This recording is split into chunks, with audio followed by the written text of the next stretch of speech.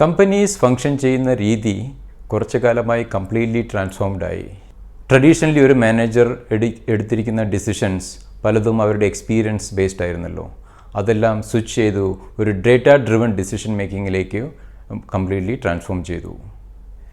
നമുക്കറിയാം, വളരെയധികം data process ചെയ്തിട്ട് അതിനകത്തുനിന്ന് ഇൻസൈറ്റ്സ് കണ്ടുപിടിക്കുന്നതാണല്ലോ നമ്മൾ ബിഗ് ഡേറ്റ അനാലിറ്റിക്സ് അല്ലെങ്കിൽ ആ ബ്രാഞ്ച് ഓഫ് സ്റ്റഡീനെ ഡേറ്റ സയൻസ് എന്ന് പറയുന്നത്. ഇന്നത്തെ കാലത്ത് ബിഗ് ഡേറ്റ ആപ്ലിക്കേഷൻസ് യൂസ് ചെയ്യാത്ത കമ്പനികൾ വളരെ കുറവാണ്. അതുപോലെ this is no longer a trend but a necessity. 2008 റിസഷന് ശേഷം financial institutions such as banks വളരെ ചാലഞ്ചസിലൂടെയാണ് കടന്നുപോയത്.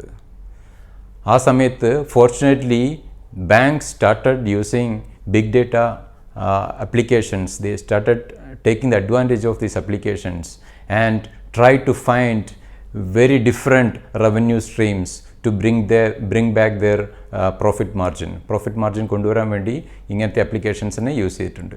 അപ്പോൾ ഈ വീഡിയോയിൽ big data applications combine with machine learning and artificial intelligence എങ്ങനെ ഒരു ബാങ്കിങ് പ്രോസസ്സിനെ ട്രാൻസ്ഫോം ചെയ്യുന്നു എന്നത് ഒരു 7 യൂസ് കേസസിലൂടെ മനസ്സിലാക്കാൻ ശ്രമിക്കാം. This is Anish Kumar and welcome to another video.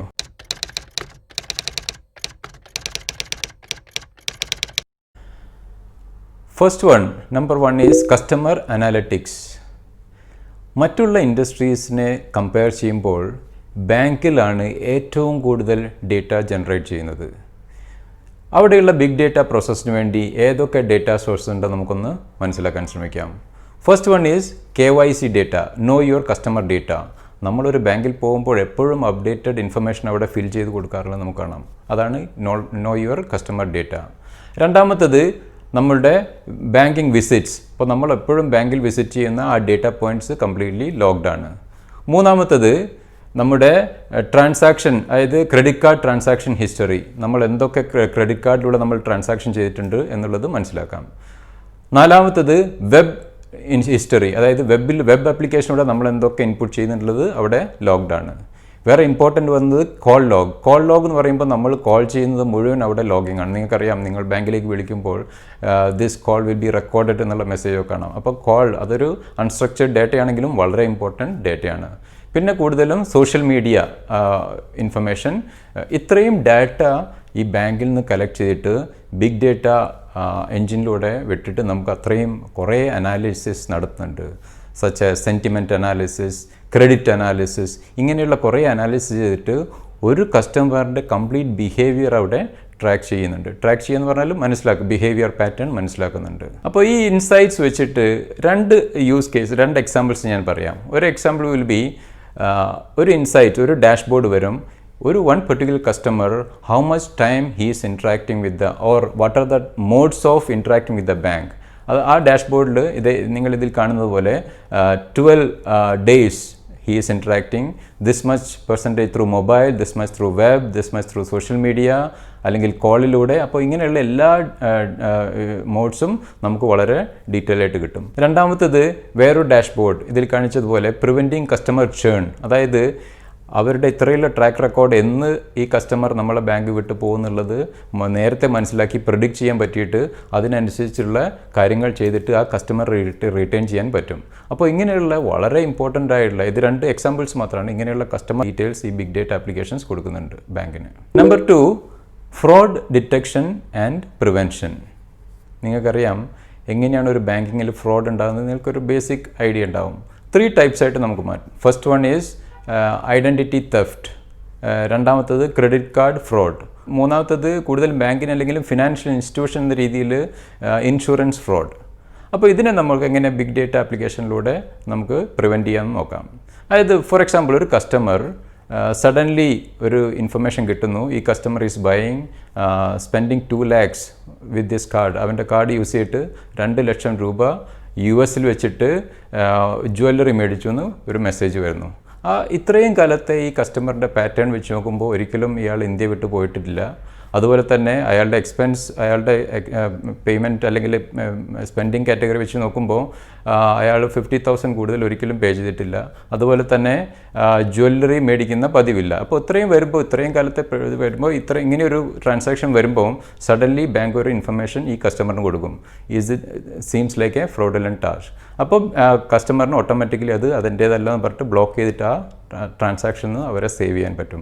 അങ്ങനെയുള്ള ഒരുപാട്, അതായത് നമുക്കൊരു ഇൻഡിവിജ്വൽ കസ്റ്റമർ ഒരു ബാങ്കിന് ഒരു ഹ്യൂമൻ ഇൻട്രാക്ഷൻ പറ്റില്ല. ഇങ്ങനെ അത്രയും മോണിറ്റർ ചെയ്യുന്ന ബിഗ് ഡേറ്റ ആപ്ലിക്കേഷൻസ് തന്നെ വേണം. രണ്ടാമത്തത് ഐഡൻറ്റിറ്റി തെഫ്റ്റിൽ നിങ്ങൾക്കറിയാം കൂടുതലും ഇപ്പോൾ ഉള്ള ലേറ്റസ്റ്റ് അതിൽ കൂടുതലും machine learning and artificial intelligence ആണ് വരുന്നത്. നമ്മുടെ ഫേസ് ഡിറ്റക്ഷൻ അല്ലെങ്കിൽ ഫിംഗർ പ്രിൻറ്റ് ഡിറ്റക്ഷനിലൂടെ കുറേയൊക്കെ നമുക്കിതിനെ ലോവർ ചെയ്യാൻ പറ്റും ഈ ഇഷ്യൂസ്.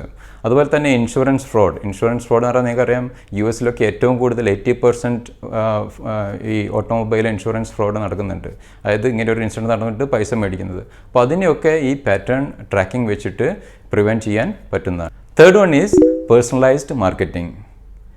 ഇത് ബിഗ് ഡേറ്റ ആപ്ലിക്കേഷൻസിൻ്റെ വളരെ ഇമ്പോർട്ടൻ്റ് ആയിട്ടുള്ളൊരു ഫീച്ചറാണ്. അതായത് ദിസ് അലൗസ്, ഈ അനലൈസ് ചെയ്ത analytics reports will allow banks to give the right product to the right person at the right time based on their needs. നമുക്കിതൊരു എക്സാമ്പിളിലൂടെ മനസ്സിലാക്കാൻ ശ്രമിക്കാം.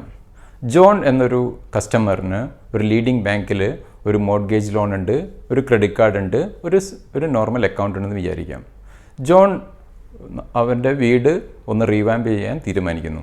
അപ്പോൾ ഇത്രയും അടുത്ത കാലത്ത് വാങ്ങിക്കുന്ന സാധനങ്ങൾ, ഫോർ എക്സാമ്പിൾ വീടിന് വേണ്ടി വാങ്ങിക്കുന്ന ഫർണിച്ചറൊക്കെ ക്രെഡിറ്റ് കാർഡിലൂടെ യൂസ് ചെയ്തിട്ടുണ്ടെങ്കിൽ ബാങ്കിന് അത് അനലൈസ് ചെയ്യാൻ പറ്റും, ആ പാറ്റേൺ ഒക്കെ മനസ്സിലാക്കാൻ പറ്റും. അപ്പോൾ ബാങ്ക് ഒരു ഓഫർ വയ്ക്കും ആ സമയത്ത് അപ്പോൾ ക്രെഡിറ്റ് ലിമിറ്റ് കഴിയാറായി എന്ന് വിചാരിക്കാം. അപ്പം ബാങ്ക് കൊടുക്കാൻ ഒരു credit limit higher. First of all bank analyse ചെയ്യും ഇതൊരു റിസ്ക് ആണോ എന്നുള്ളത്, ക്രെഡിറ്റ് സ്കോറിംഗ് ഒക്കെ നോക്കിയിട്ട്. അപ്പോൾ എന്നിട്ട് ഒരു ഇൻഫർമേഷൻ കൊടുക്കുന്നു, ഒരു മെസ്സേജ് കൊടുക്കുന്നു, you can higher your credit limit. ആ സമയത്ത് ഏറ്റവും ആവശ്യമുള്ള സാധനമായിരിക്കും അത്. ഇതേപോലെ ഓരോന്നിനും ബാങ്കിന് ഇവരുടെ ഡേറ്റ, സോഷ്യൽ മീഡിയ എന്നൊക്കെ മനസ്സിലാക്കി എന്തൊക്കെയാണ് സാധനങ്ങൾ മേടിക്കേണ്ടത് അതിനുള്ള ഓഫർ വെച്ചിട്ട് ഇത്ര പെർസെൻറ്റിൽ ഇത്ര മന്തിൽ അടയ്ക്കാമെന്നുള്ള രീതിയിൽ കൊടുക്കുമ്പം ഡെഫിനറ്റ്ലി ആ കസ്റ്റമർ മേടിക്കുന്നതാണ്.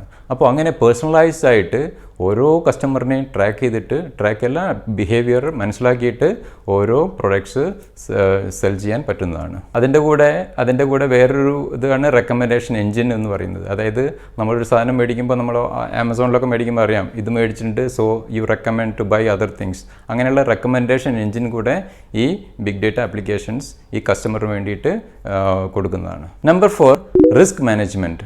നമുക്കറിയാം ബാങ്ക്സ് എപ്പോഴും റിസ്ക് മാനേജ്മെൻറ്റ് ഡിപ്പാർട്ട്മെൻറ്റ് തന്നെ എല്ലാ ബാങ്കിലും ഉണ്ടായിരിക്കും.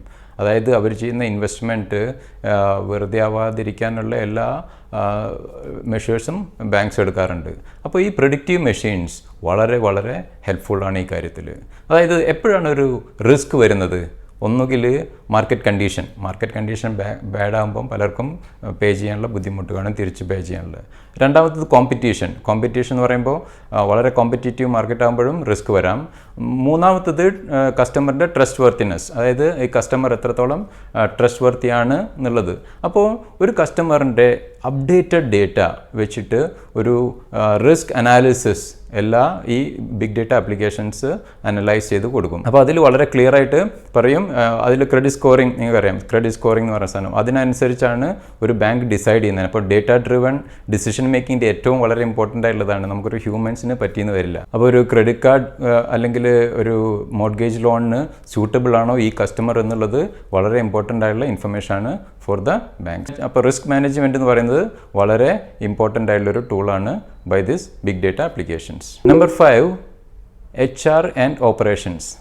അപ്പോൾ ഈ HR, human resource and operations, ഈ ബാങ്കിൽ എങ്ങനെ ഈ ഡേറ്റ സയൻസ് അല്ലെങ്കിൽ ആർട്ടിഫിഷ്യൽ ഇൻ്റലിജൻസ് പ്രൊഡക്ട്സ് യൂസ് ചെയ്യുന്നത് നോക്കാം. അതായത് വളരെ ലീഡിംഗ് ആയിട്ടുള്ളൊരു bank NGCC using visual and image based artificial intelligence bots. അതായത് അത് യൂസ് ചെയ്തിട്ട് ചെക്സുകൾ വാലിഡേറ്റ് ചെയ്യാൻ വേണ്ടി യൂസ് ചെയ്യുന്നുണ്ട്. അതായത് 37 വിഷ്വൽ ഇമേജ് വാലിഡേഷൻസ് ഈ റോബോട്ട്സ് ചെയ്യും. അതായത് ഈ ലീഡിംഗ് ബാങ്കിൽ ഓൾമോസ്റ്റ് 20,000 ചെക്സ് ആർ റിസീവ്ഡ്. അതിന് ഒരു അവരുടെ ഒരു ടോട്ടൽ വർക്കിംഗ് ഹവേഴ്സിൻ്റെ 70% ഇതിനായിട്ട് യൂസ് ചെയ്യുന്നതാണ്. പക്ഷേ ഈ ബോട്ട്സ് യൂസ് ചെയ്തിട്ട് within minutes they complete this process. അപ്പോൾ അത്രയും എഫിഷ്യൻ്റായിട്ട് ഇത് വർക്ക് ചെയ്യുന്നുണ്ട് ബാങ്കിൽ. രണ്ടാമത്തത് സെറ്റിംഗ് ഇഫക്റ്റീവ് സ്റ്റാഫിംഗ് ലെവൽസ്. അതായത് ബാങ്ക് എപ്പോഴും ഒരു 60% സ്റ്റാഫിൻ്റെ കോസ്റ്റാണ് ഏറ്റവും 60% വരുന്നത് ആസ് പെർ അനാലിസിസ്, അപ്പോൾ എസ്റ്റിമേഷൻ. അപ്പോൾ അതിനകത്ത് ഈ പാറ്റേൺ, അതായത് എത്രത്തോളം കസ്റ്റമേഴ്സ് പെർ ഡേ വരുന്നുണ്ട്, ആ ട്രാൻസാക്ഷൻ ടൈമും, അപ്പോൾ അതുപോലെ തന്നെ റിസോഴ്സ് പ്ലാനിങ് ഒക്കെ ബാങ്കിന് കൊടുക്കാൻ പറ്റും. അപ്പം ഇഫക്റ്റീവായിട്ട് ഒരു കലണ്ടർ ഫിക്സ് ചെയ്യാൻ ബാങ്കിന് പറ്റും. ഇത്ര റിസോഴ്സ് വേണ്ടി വരുന്നുള്ളതൊക്കെ വളരെ ഇൻഫർമേഷൻ ബാങ്കിന് കിട്ടുന്നതാണ് ഈ ടൂൾസിലൂടെ. And finally number 6, customer support. ഇതും വളരെ ഇമ്പോർട്ടൻ്റ് ആയിട്ടുള്ളൊരു ഫീച്ചറാണ്. അതായത് നമുക്കറിയാം, നമ്മളൊരു ബാങ്കിൽ വിളിക്കുമ്പോൾ കസ്റ്റമേഴ്സിനെ ഹാൻഡിൽ ചെയ്യാനും പ്രോഡക്റ്റ് ഇൻഫർമേഷൻ കൊടുക്കാനൊക്കെ ബോട്ട്സ് തന്നെ അവൈലബിൾ ആണ്. അപ്പോൾ ഇതൊക്കെ ഒരു ആർട്ടിഫിഷ്യൽ ഇൻ്റലിജൻസിൻ്റെ ഔട്ട്പുട്ടാണെന്ന് അറിയാം. അതുപോലെ തന്നെ ചില പാറ്റേൺ ലൈക്ക് കസ്റ്റമേഴ്സ് എന്തൊക്കെയാണ് ഡിഫിക്കൽട്ടി ഫേസ് ചെയ്യുന്നത് from the bank, is it through online there are difficulties, അല്ലെങ്കിൽ ബാങ്കിൽ ഡിഫിക്കൽട്ടി ഉണ്ടോ എന്നതൊക്കെ അവരുടെ എല്ലാ ഈ ഇൻഫർമേഷനിലൂടെ ബാങ്കിന് കൊടുക്കാൻ പറ്റും. കസ്റ്റമറിനെ ബെസ്റ്റ് സെർവ് ചെയ്യാൻ വേണ്ടിയിട്ട് ഇതാണ് ഉള്ളത്. പ്രഡിക്റ്റീവായിട്ടുള്ള പല ഇൻഫർമേഷനും ബാങ്ക്സിന് കിട്ടുന്നതാണ്. അതുപോലെ തന്നെ കോസ്റ്റ് വളരെ റെഡ്യൂസ് ആണ്. അപ്പോൾ സ്റ്റാഫിന് എത്രയും കുറയ്ക്കാം. കസ്റ്റമർ സപ്പോർട്ടിന് ഈ ബോട്ട്സ് ഹാൻഡിൽ ചെയ്യുമ്പം കോസ്റ്റ് വളരെ കൺസിഡറബിളി കുറവായിരിക്കും. അപ്പോൾ നിങ്ങൾക്ക് മനസ്സിലായി കാണുമല്ലോ, ഈ big data applications combine with artificial intelligence and machine learning എങ്ങനെയാണ് ഒരു ബാങ്കിങ് പ്രോസസ്സിനെ സപ്പോർട്ട് ചെയ്യുന്നത്, അല്ലെങ്കിൽ പെർഫോമൻസിനെ എങ്ങനെയാണ് മാക്സിമൈസ് ചെയ്യുന്നത് നമുക്ക് മനസ്സിലാക്കാൻ പറ്റിയെന്ന് വിചാരിക്കുന്നു. അതുപോലെ തന്നെ ഇതിൻ്റെ കൂടെ ചേർത്ത് പറയേണ്ടത് there are so many other technologies, fintech, crypto currency, ഇതൊക്കെ ബാങ്കിങ് പ്രോസസ്സിനെ തന്നെ റെവല്യൂഷനൈസ് ചെയ്യുന്ന, ട്രാൻസ്ഫോം ചെയ്യുന്ന വേറെ ടൂൾസ് ഉണ്ട്. പക്ഷേ ഞാൻ ഈ ബാങ്കിങ് ഇപ്പോൾ നടക്കുന്ന പ്രോസസ്സിനെ എങ്ങനെയാണ് ബിഗ് ഡേറ്റ ആപ്ലിക്കേഷൻസ് വെച്ചിട്ട് സപ്പോർട്ട് ചെയ്യുന്നതാണ് പറയുന്നത്. അപ്പോൾ നിങ്ങൾക്ക് ഈ വീഡിയോ ഹെൽപ്ഫുള്ളാണെന്ന് വിചാരിക്കുന്നു. കമൻറ്റ് ചെയ്യുക, സബ്സ്ക്രൈബ് ചെയ്യുക, share with your friends if you find this helpful or useful. അപ്പോൾ എല്ലാവർക്കും അടുത്ത വീഡിയോയിൽ കാണാം. Thank you and stay safe.